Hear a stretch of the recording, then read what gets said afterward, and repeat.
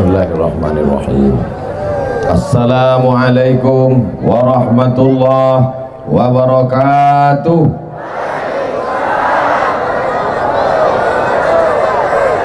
Apa kabar makcik, pakcik, bapak, ibu, adik-adik, kakak-kakak, sehat?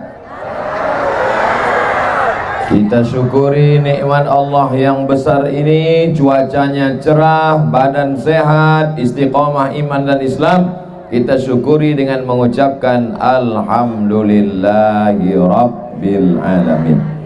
Majelis kita ini majelis mulia. Kalau kita tidak sebut selawat, berubah dia menjadi majelis bangkai, majelis busuk, berulat, berbau. Maka kita kirimkan salawat kepada Nabi Muhammad. Allahumma salli ala Sayyidina Muhammad wa ala ali Sayyidina Muhammad. Mudah-mudahan kita diakui sebagai umat Nabi Muhammad sallallahu alaihi wasallam. Amin ya rabbal alamin. Tema kita konsep cinta dan kasih sayang dalam Islam. Ada seorang laki-laki namanya Qais. Siapa namanya? Qais. Dia jatuh cinta sama perempuan namanya Laila. Laila ini kena lahir waktu malam. Sampai akhirnya Qais tadi gila. Saking cintanya menjadi gila. Maka disebutlah dia dengan nama Laila Majnun. Majnun artinya gila. Laila Majnun, tergila-gila kepada Laila. Mohon maaf bapak kalau kebetulan nama bininya Laila.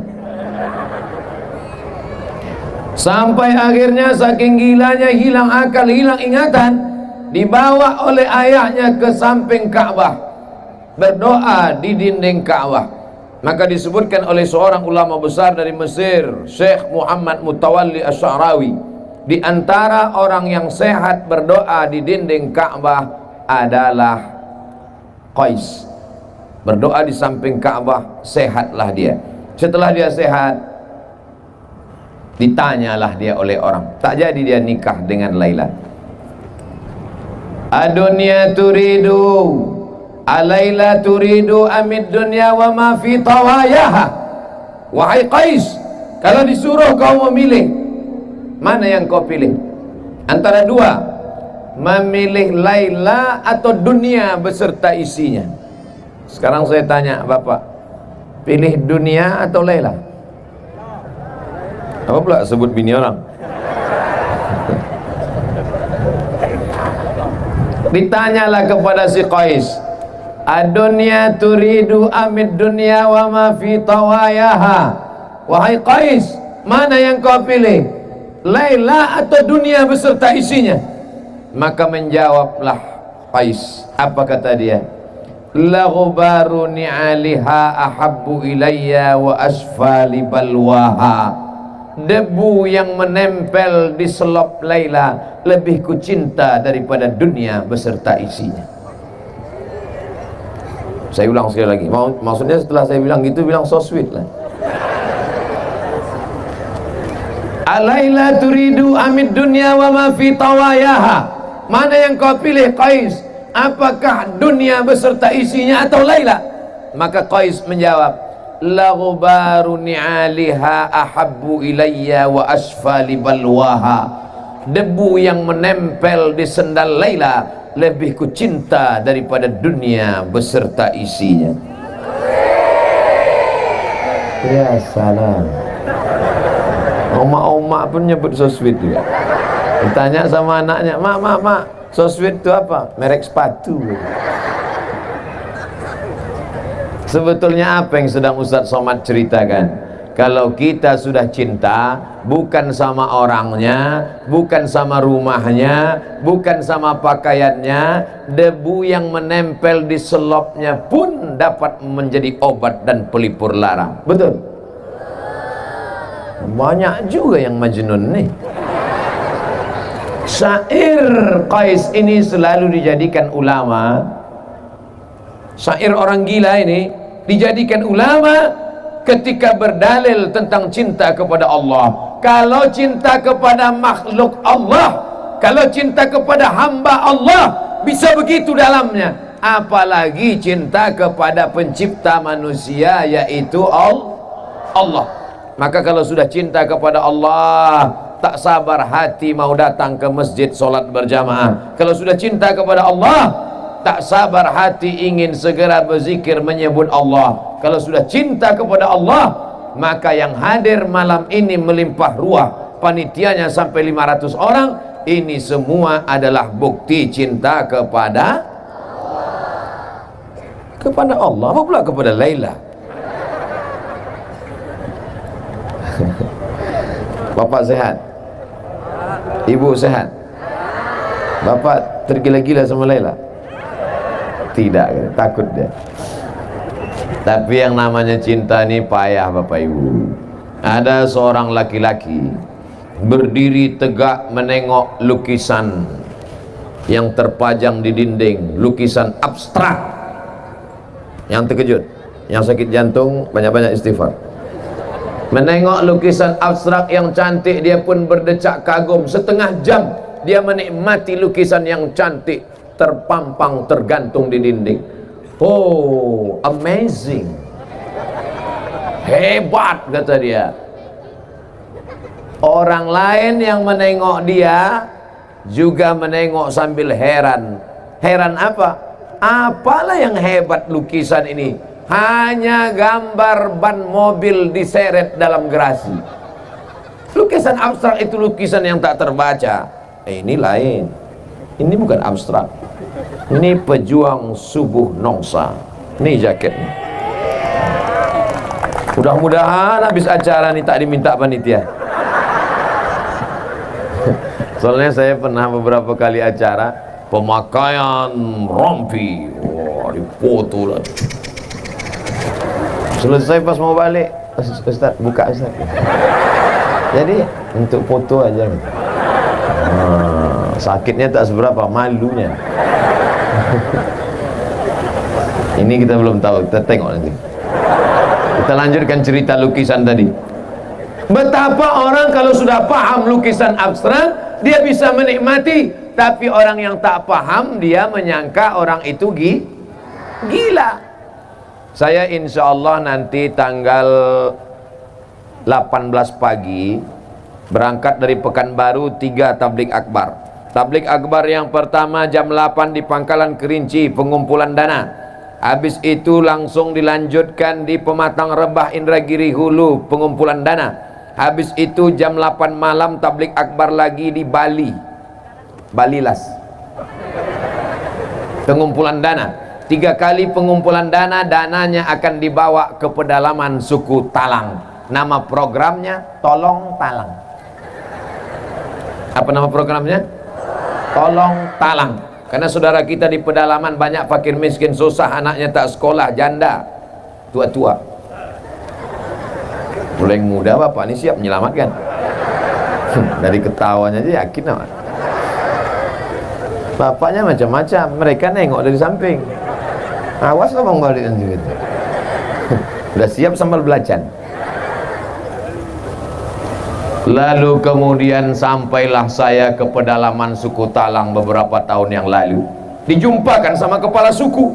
Ustaz Somad, ini kepala suku. Baik, kepala suku. Menghormati kepala suku mesti minum. Minumannya apa? Kelapa muda.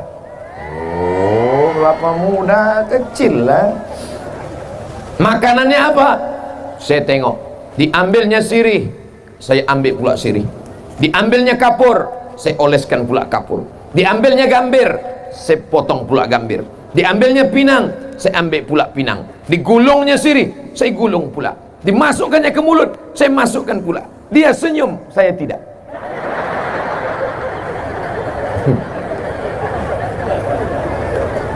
Oh gini saya mengunyah.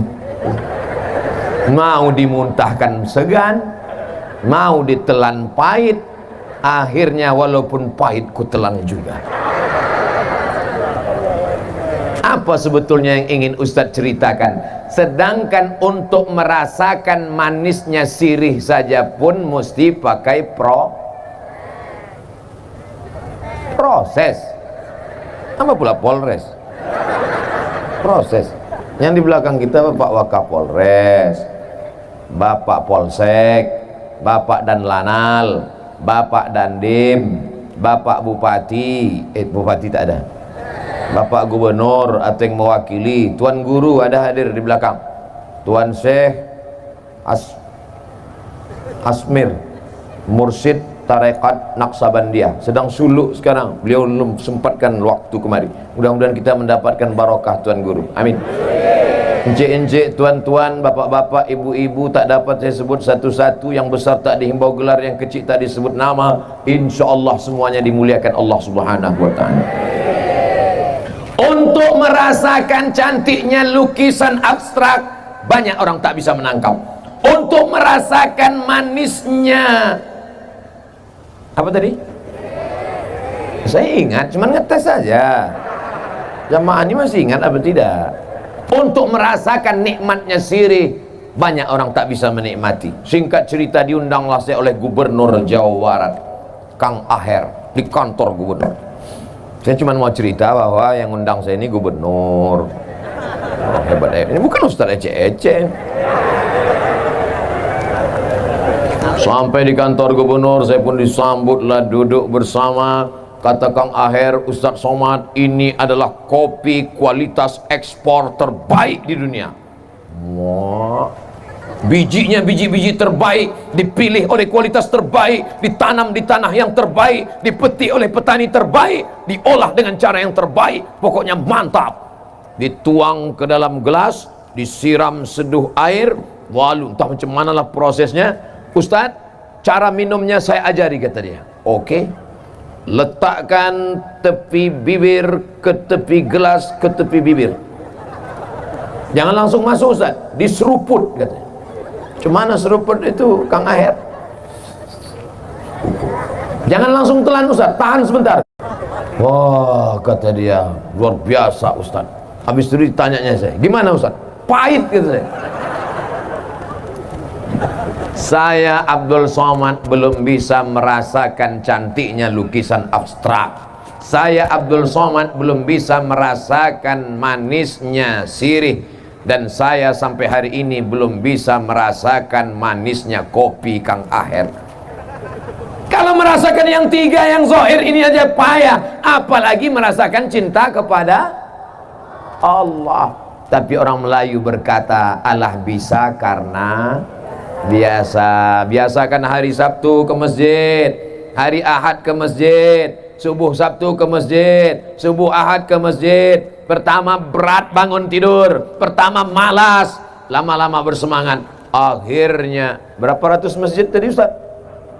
116 masjid, Sabtu Ahad, Sabtu Ahad, Sabtu Ahad, 116 masjid. Insya Allah kalau sudah 106 masjid dikunjungi, terasalah manisnya sholat subuh. Betul itu? Insya Allah belum azan subuh udah terduduk, merasakan manisnya. Tapi kalau orang yang belum merasakan manisnya, as-salatu khairum minan naum, kantui. Bapak baca tak berita di koran, di website internet, orang yang masuk ke dalam masjid membacok yang orang baca Quran dalam masjid? Baca, dia sedang mengantuk, orang baca Quran di masjid, Bismillahirrahmanirrahim, sumbatnya telinganya, makin kuat pula qari itu, tak berhenti-berhenti, datang dia ke masjid, bacoknya selesai, mati kaset itu langsung. Apa ibu yang dimuliakan Allah Subhanahu wa ta'ala. Tapi orang kalau sudah merasakan manisnya cinta kepada Allah, nih malam ini duduk di atas lantai, duduk di atas tanah. Ada pula tadi saya tengok anak-anak muda berdiri di atas tembok-tembok di belakang. Ada pula yang di bawah-bawah pokok kelapa. Hati-hati kelapa itu jatuh. Ini adalah orang-orang yang sudah merasakan manisnya dakwah tabligh akbar dan ceramah. Betul? Pak polisi ini sibuk apa tak sibuk? Sibuk. Dari pagi sampai sore sampai siang, prit. mengatur lalu lintas jalan raya. Mestinya malam ini mereka istirahat, tidur bismika Allahumma ahya wa amut. Masih sempat datang ke tempat kita. Mudah-mudahan mereka polisi yang istiqomah sampai akhir hayat. Bapak dan Lanal angkatan laut bukan senang ngurus laut. Kalau polisi jelas nampak motor di laut, bukan nampak ikan tuh. Mestinya mereka malam ini beristirahat dengan anak dan istri, tapi malam ini bagi mereka ada yang lebih nikmat, ada yang lebih penting. Apa dia? Datang ke pengajian tabligh akbar. Mereka tak ada kepentingan apapun, semuanya insya Allah hadir karena Allah. Betul? Ibu-ibu dengan berbagai macam grupnya. Ada grup hijau semua, ada grup merah semua, ada grup bagus. Kalau nyusun akan datang pengajian bagus gini. Yang di depan ini buat nenek-nenek semua. Supaya apa? Supaya jamaah ini fokus ke ustaz. Ini tidak dibuat pula bagian depan anak gadis. Jamaah depan itu bukan dia nengok ustaz sikit-sikit. Gitu. Nah, kalau sekarang tengoklah.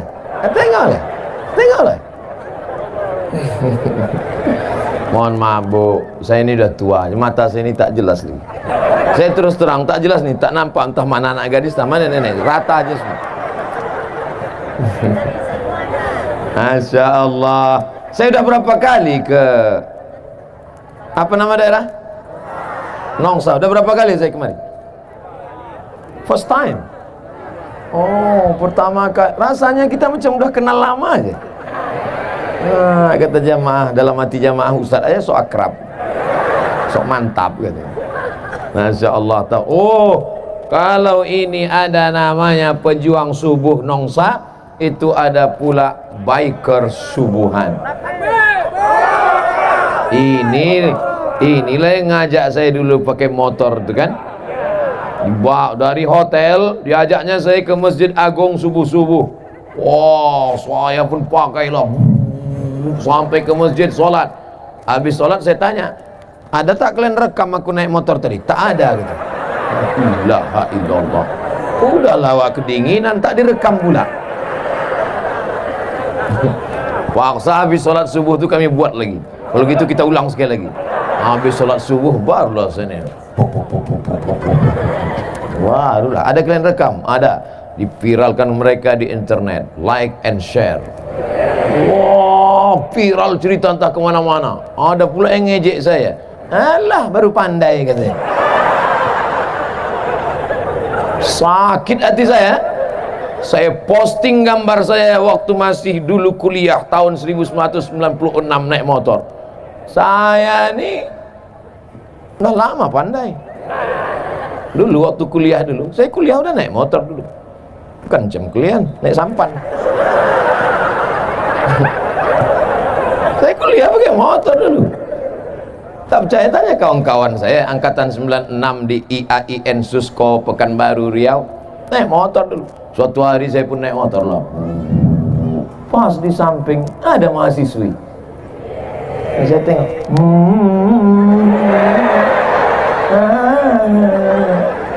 Dilambai kayak pula tangan. Mau berhenti takut dosa, tak berhenti mubazir. Nah, waktu itu belum ustadz lagi kan. Akhirnya berhentilah saya. Naik dia ke atas, saya gas lah 120 saya gas. Sampai ke kampus, di depan lokal saya tengok udah tak bertudung lagi deh. Allah yang tudungnya. Untung dia tak hilang.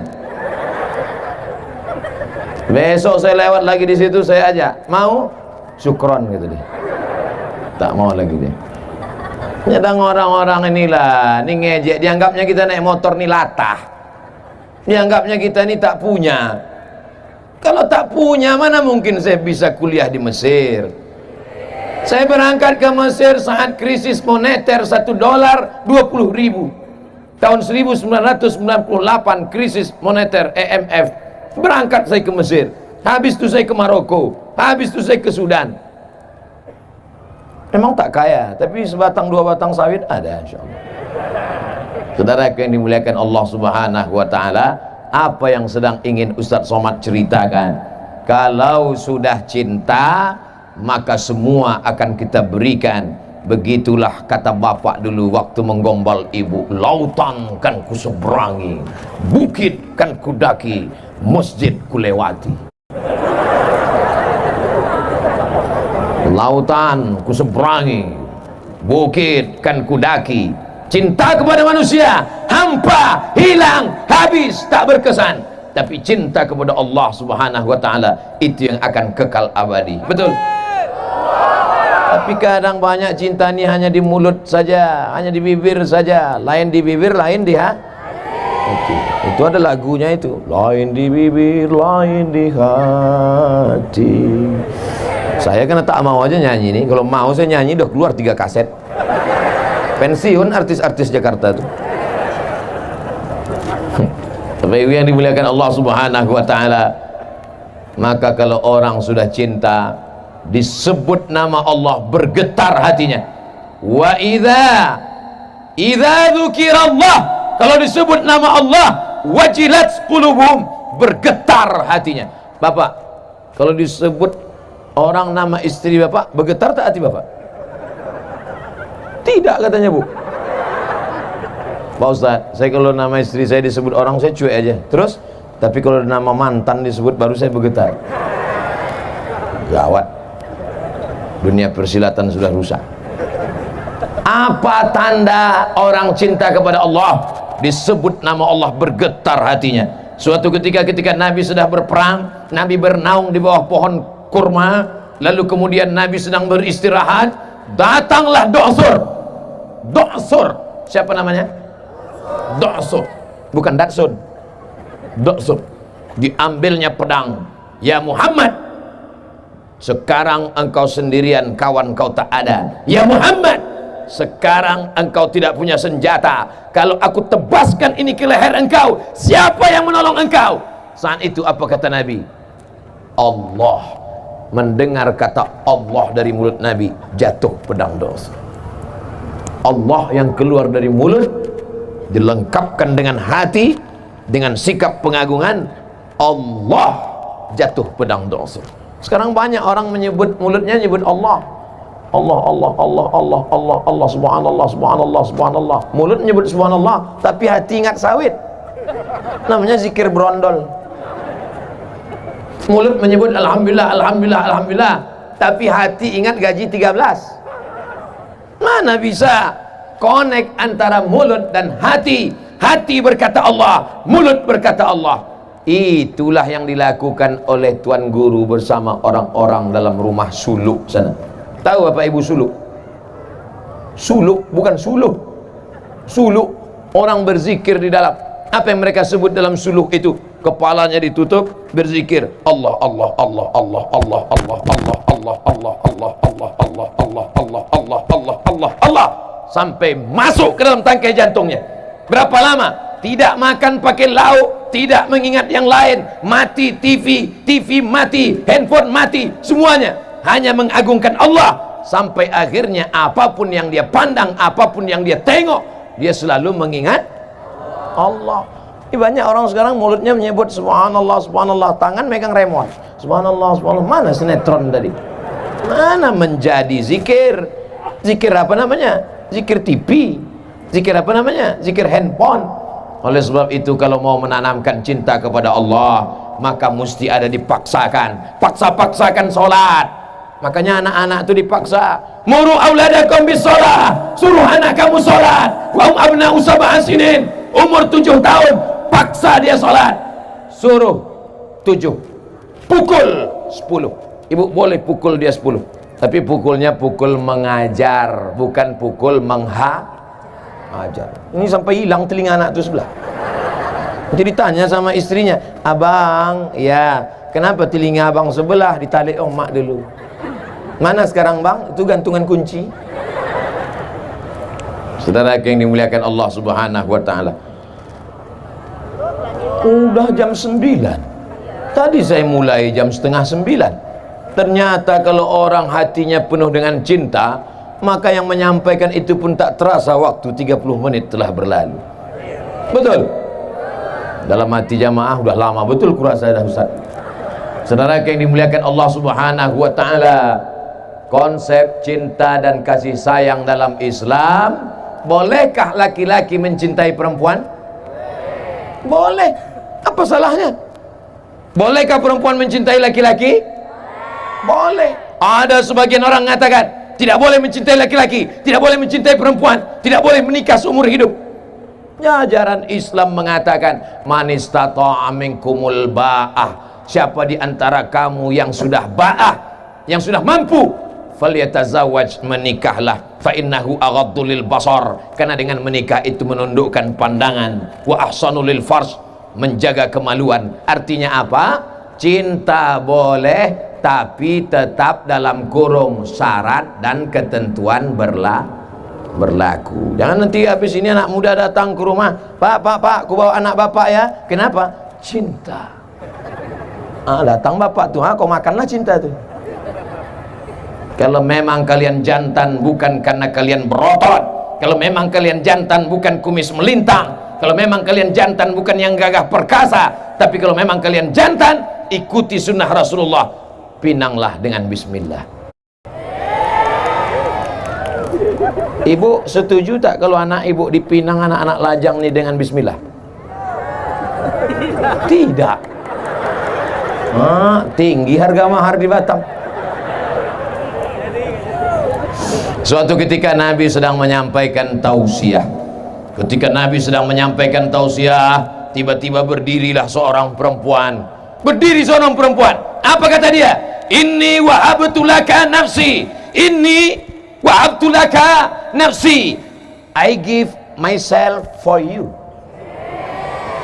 Ku berikan diriku untukmu ya Rasulullah. Nabi diam, Nabi tak bergeming, Nabi tak merespon, Nabi diam saja, Nabi cuek saja. Karena Nabi diam, berdiri seorang laki-laki. Ya Rasulullah, kalau kau tak mau sama dia, untuk aku aja lah. Kata Nabi, kau serius mau sama dia? Mau ya Rasulullah. Iltamis walau khataman min hadidin. Balik kau ke rumah, pulang kau ke rumah, cari cincin walaupun terbuat dari besi untuk mahar. Cari. Pulang dia ke rumah, di balik-baliknya lemari tak ada cincin dari besi. Udah siap cincin dari besi? Siapa nih? Tak ada cincin dari besi. Lalu kata Nabi, cari sekali lagi.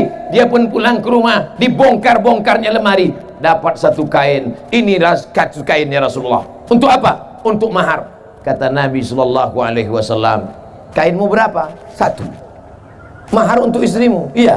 Nanti kalau dipakai istrimu, kau pakai apa? Diam dia. Perempuan ini diam, laki-laki ini pun diam, malu. Akhirnya dia pun pergi karena malu. Ketika dia akan pergi, dipanggil oleh Nabi SAW. Ta'al, sini sebentar. Ada apa ya Rasulullah? Zawwajtukaha bima ma'aka. Hal ma'aka minal Quran? Kau tadi yang mau pergi meninggalkan majelis ini, ada kau hafal Quran? Suratu kada, wa suratu kada, wa suratu kada, wa suratu kada. Aku hafal surah ini, surat ini, surat ini, surat ini.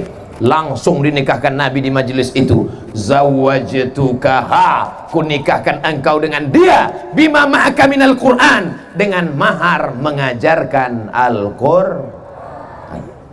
Kalau ada yang sekarang, saya nikahkan sekarang. Zawwajtukaha bima ma'aka minal Quran. Cuman tak ada pula yang mau. Nasib kalian lah orang Batam. Saudara yang dimuliakan Allah Subhanahu wa taala, kenapa perempuan itu tidak melawan? Karena dia cinta karena Allah. Kenapa laki-laki itu tidak melawan? Karena dia juga cinta karena Allah. Sekarang orang cinta bukan karena Allah. Cinta kenapa? Karena Al-Fat. Kalau kena Al-Fatihah tak apa-apa, karena Al-Fat yang pintunya sekali picit berbunyi itu.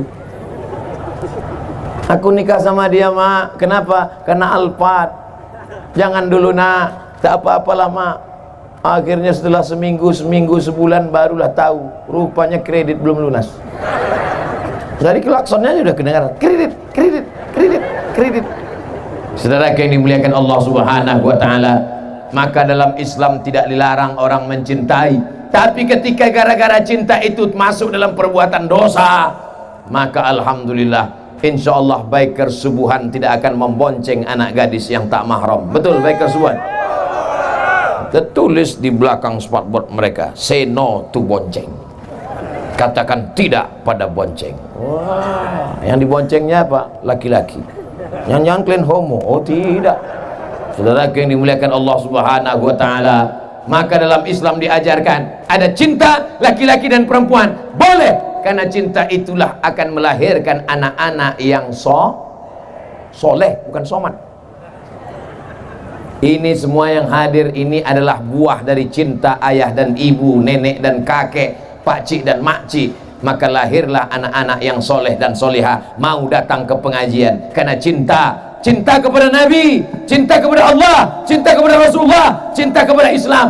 Kalau sudah cinta, maka apapun dia akan berikan, nyawanya, tenaganya. Kata Nabi SAW, la yu'minu ahadukum, kamu tidak akan beriman hatta akuna habba ilayya, sampai kamu mencintai aku, min waladihi, daripada anak kandungnya sendiri, wa walidihi, daripada ayahnya, daripada emaknya, daripada anaknya, daripada istrinya, daripada hartanya. Dia lebih cinta kepada aku. Sekarang saya tanya, bapak ibu lebih cinta kepada Nabi atau anak? Wah, 2-3 orang aja yang jawab. Saya tanya sekali lagi, lebih cinta kepada Nabi atau anak? Kalau memang betul cinta kepada Nabi, maka suruhlah anak perempuan kita pakai kain panjang, baju kurung, jilbab panjang. Kalau cinta kepada anak, biarkanlah dia pakai rok mini umur 18, yang dipakai rok umur 8 tahun, celana kekecilan, baju kesempitan. Ditengok oleh orang, menjerit kaki celana itu, minta tolong, sampit gitu. Dipakailah pula celana legging, naik motor. Apa tak masuk parit atuk-atuk nengoknya. Kalau memang bapak cinta kepada Nabi, sampaikan pesan Nabi. Nah, aku nanti bertanggung jawab di hadapan Allah. Allah akan bertanya kepada aku, pernahkah mulut ini mengajar? Kenapa kau tak pakai kain panjang? Kenapa tak baju kurung? Kenapa jilbab itu tak panjang? Sekarang orang pakai baju seenak otaknya saja, sesuka hatinya saja. Kalau ditanya cinta kepada siapa? Cinta kepada Nabi. Bohong, dusta, gombal, penipu, munafik. Insya Allah diselamatkan kita dari yang jahat-jahat nih, insya Allah. Amin ya rabbal alamin. Dari tadi mata memanjang sejauh mata memandang ke kiri dan ke kanan. Tidak ada orang nongsa yang pakai celana legging, pakai celana sempit, tak ada. Semuanya pakai baju panjang. Entahlah kalau udah berdiri nanti tak tahu. Ini menunjukkan bahwa ayahnya, pakciknya, bapaknya, kakeknya, itu menunjukkan mereka lebih cinta kepada Nabi daripada kepada anak. Ibu mana lebih cinta, Bu? Lebih cinta kepada anak apa kepada Nabi? Kalau memang betul ibu cinta kepada Nabi, jam sudah menunjukkan jam 5, bangunkan anak. Nak, sholat nak. Tapi kalau ibu lebih cinta kepada anak, bapak membangunkan anak. Ayo sholat, ayo sholat. Apa kata ibu? Biarlah pak, ini kan hari libur tanggal merah. Mana ada libur tanggal merah sholat? Sholat tak ada libur. Sampai mati kita diwajibkan Allah SWT. Tak bisa berdiri, duduk, tak bisa berduduk, baring, tak bisa baring, kedipan mata, tak bisa kedipan mata, kami sembayangkan. Betul pak? Betul bu? Ibu nanti tengok bapak, besok pagi tengok bapak. Kalau tak nampak ibu dia tak sholat, ibu takbir. Dia baring di tempat tidur itu takbir. Usolli ala hazihil janazah, arba'at takbir. Allahu Akbar. Tu jaga dia. Apa ni? Abang ku tengok tak sembahyang, sembayangkanlah. Jangan. Nanti ibu bercanda, malaikat serius, mati dia. Siap kalian gantikan? Oh, siap ke dia? Siap. Masya Allah, tabarakallah. Itu bukan marah pak, itu bukan mengamuk pak, tapi karena mereka cinta. Cinta bukan dibiarkan. Kita sedang berjalan di tepi jalan, tiba-tiba waktu mau menyeberang jalan, ada kawan kita tiba-tiba mau menyeberang jalan, ada bis, ada tronton, ada truk datang kencang. Kalau kita sayang, kita biarkan dia lewat atau kita tarik tangannya? Tarik tangannya, selamatkan dia. Kenapa kau tarik tanganku? Aku tak mau kau ditabrak itu. Nanti kalau kau ditabrak, aku jadi saksi, dipanggil juga kantor polisi. Kau kalau mau mati-mati aja sendiri, dan susahkan aku. Di tengah jalan ada orang mau ditabrak, kita selamatkan. Di tengah jalan ada orang kena copet, kita selamatkan. Tapi kenapa orang tak sembahyang kita diam? Kenapa kita tidak ajak dia sholat? Kenapa kita tidak bawa dia ke masjid? Kalau ada tetangga depan rumah kita, samping kanan kita, samping kiri kita tidak sholat, yang salah dia apa kita? Kita. Kenapa kata salah? Karena kita tidak mengajak dia. Kita ketuk pintu rumahnya. Pak, ayo sholat ya Pak. Alah, kau baru ikut pejuang subuh nongsa, udah ngajak-ngajak aku sholat pula. Pak, ayo sholat ke masjid ya Pak. Apa aja aku sholat? Kau belum lahir aku udah sholat. Pak Haji, ayo ke masjid ya Pak Haji. Jangan ajak saya. Kau belum lahir aku udah haji dah. Tengok kartu nama aku nih. Ha ha ha ha ha. Kalau ada orang sombong angkuh begitu, apakah kita berhenti mengajak dia? Tidak. Kita terus karena kita sayang sama dia. Pak Haji, ayo ke masjid ya Pak. Kau udah 2 hari ngajak aku ya. Awas kalau 3 hari kau ajak juga, aku kasih kau hadiah kompor. Apakah hari ketiga kita berhenti? Tidak. Karena kompor sudah siap. Hari ketiga kita datang, Pak Haji, ayolah ke masjid Pak. Kenapa kau ajak juga lagi? Pak Haji, sampai sekarang jenazah tak ada yang jalan sendiri Pak. Nanti kalau Bapak mati gimana? Mungkin dia mengamuk, mungkin dia marah, tapi dalam lubuk hatinya yang paling dalam berkata, aku akan mati. Kita semuanya akan mati Pak. Kita ini semua akan mati Bu. Betul? Ada yang tak mati? Mana ada orang tak mati? Kullu nafsin dha'iqatul maut. Semua akan mati. Kalau sudah mati, tinggallah kawan, tinggallah sahabat, tinggallah follower, tinggallah viewer. Instagram tinggal, Twitter tinggal, BBM, WhatsApp, semuanya tinggal. Yang akan kita bawa mati adalah sholat. Somat juga lagi. Tanamkanlah sholat ini ke dalam jiwa, kepala, hati anak-anak kita. Memang pertama-pertama berat, pertama-pertama terpaksa, pertama-pertama rasa malas, tapi insya Allah lama-kelamaan mulai merasa kebutuhan, mulai ketergantungan, mulai keinginan. Makanya kita tengok orang kalau sudah sampai pada nikmat berzikir, tak berhenti tasbihnya dia peti. Allah, Allah, Allah, Allah, Allah. Tapi ada juga anak-anak muda ni saya tengok mati tasbih, tak apa dipetiknya. Pertama slow aja, pas lewat cewek cantik makin kencang. Apa ini? Tapi masih syukur ada zaman sekarang, zaman edan, zaman gila, masih ada orang megang tasbih. Alhamdulillah. Ada pula orang sekarang pergi ke Makkah umrah 2-3 kali, beli tasbih 100 biji, semua punya orang. Tak ada punya dia satu pun. Kau tak ada beli tasbih? Ada Pak Ustaz, 1. Mana dia? Itu tergantung di mobil. Makanya nanti di akhirat banyak mobil ini masuk surga. Avanza masuk surga, Innova masuk. Saudara yang dimuliakan Allah Subhanahu wa taala, cinta dalam Islam boleh, tapi cinta yang membawa kepada rahmat Allah. Kalau bapak sayang sama anak karena Allah, ibu sayang sama anak karena Allah, masukkan dia ke pondok pesantren, kirim dia ke Mesir, kirim dia ke Saudi Arabia. Ustaz cerita tentang siapa ini? Ustaz Marsopwan, ketua panitia kita tadi, ketua pejuang subuh Nongsa PSN. Beliau itu dulu dikirim dari Nongsa ke Mesir, dari Mesir pindah pula ke Riyadh. Tahu Bapak Ibu Riyadh? 1000 kilometer dari Makkah. Saya belum sampai lagi ke sana. Sampai beliau sekolah ke sana. Setelah itu baru pulang kemari. Ini orang sekarang sayang sama anak, diletak di celah ketiak. Sayang sama anak, kirim dia jauh. Hai anakku, terbang kau sejauh mata memandang. Di hari petang kau akan pulang, karena tempat engkau mengabdi adalah Batam. Takbir.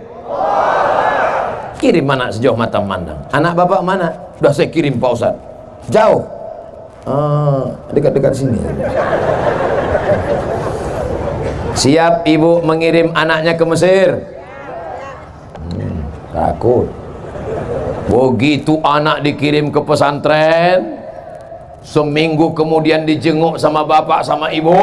Sampai di pesantren si ibu pun menangis menengok kamar anak, kasur tipis. Di rumah spring bed 2 lapis, sampai tipis. Minggu pertama tipis, minggu kedua hilang. Di rumah sambalnya, cabainya dibelah, bijinya dibuang, digiling pelan-pelan, dikasih gula merah, disuapkan ke anak. Pedas nak, pedas. Sampai di pesantren sama batang-batangnya di blender. Di rumah disendokkan nasi, disendokkan gonggong, disendokkan kepiting. Di pesantren ngantri lewat. Nah, cepat, lambat, lepak sambal, lepak ikan. Justru itulah yang sayang, mendidik dia berdikari, berdiri di atas kaki sendiri, mandiri dia, pandai dia menjalani hidup. Yang kita khawatirkan kita mati nanti bukan anak kita itu miskin, bukan anak kita itu melarat, karena rezeki dijamin Allah. Yang kita khawatirkan adalah dia tidak punya keberanian untuk hidup. Tak berani dia hidup. Sikit-sikit stres. Nengok orang seram sikit takut. Nengok kucing pucat. Tak sanggup menjalani hidup, akhirnya stres, akhirnya depresi, pakai narkoba, pakai sabu-sabu, pakai lem kambing, akhirnya bunuh diri.